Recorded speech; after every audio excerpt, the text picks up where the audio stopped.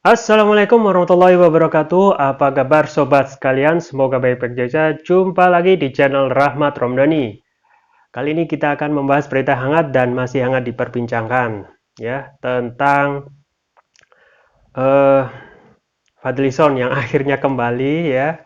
Kalau kita melihat video saya yang sebelumnya dan banyak di media itu Fadlizon serasa menghilang ya, menghilang dalam tanda kutip di media sosial.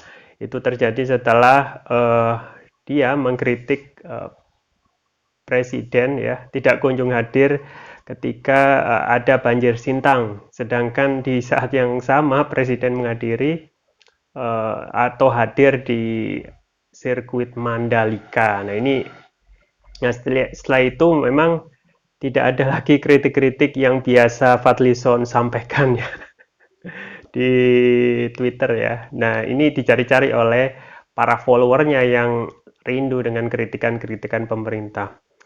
Baik, ini ada berita yang menarik ya dari rmall.id ya dengan judul yang mengembirakan ya bagi warganet dan juga follower Fadlizon ya. Fadlizon kembali warganet.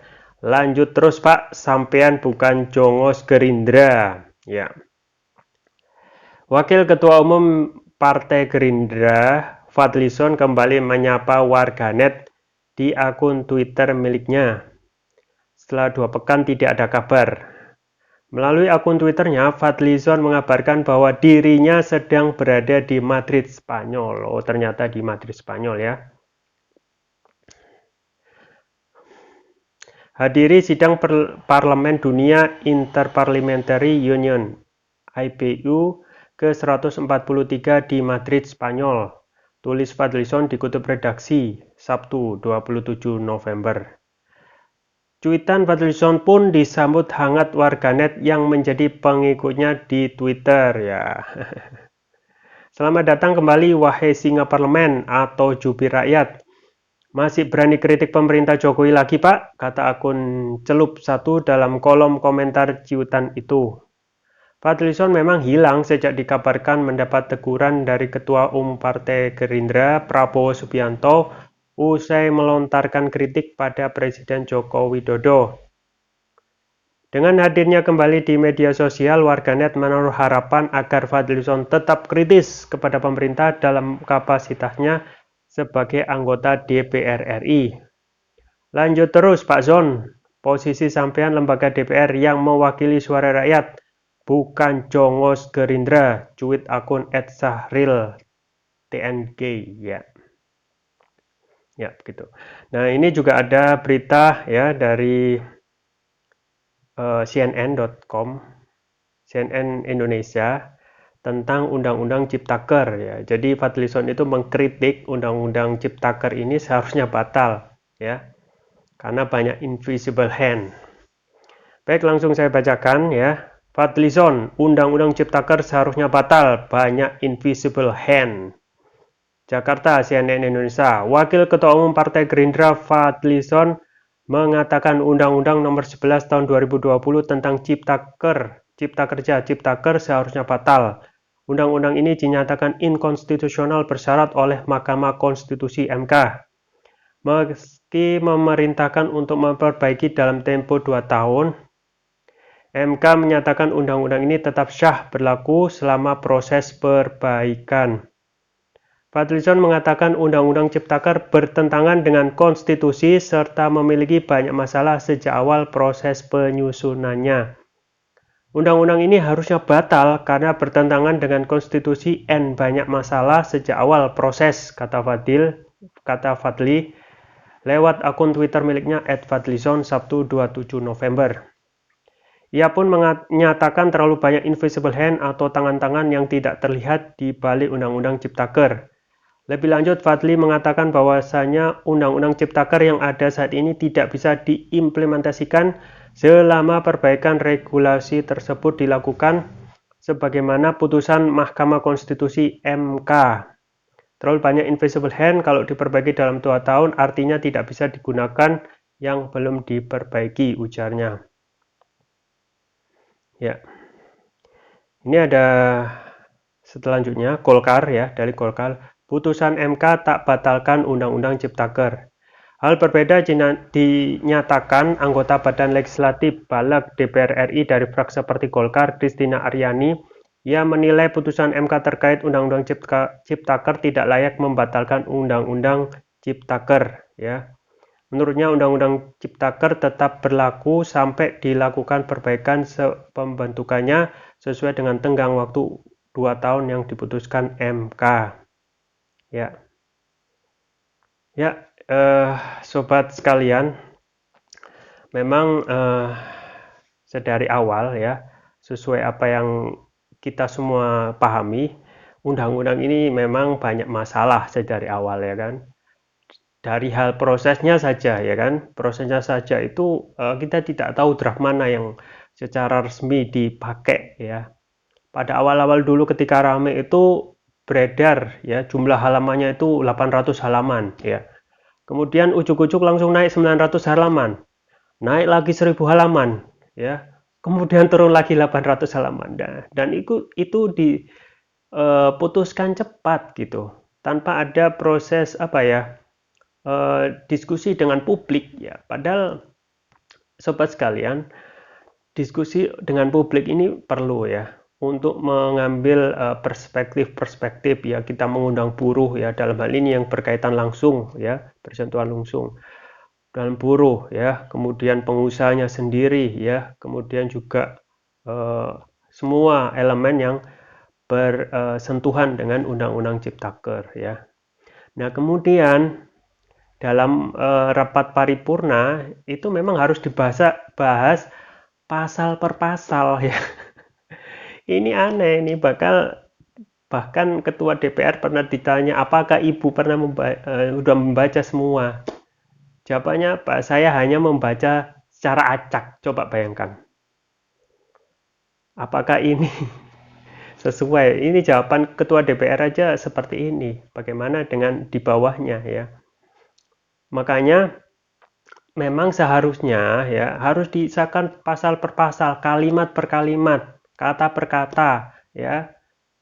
Jadi disusun di paripurna itu satu pasal setuju, itu harus disetujui semua ya, baru lanjut pasal ya.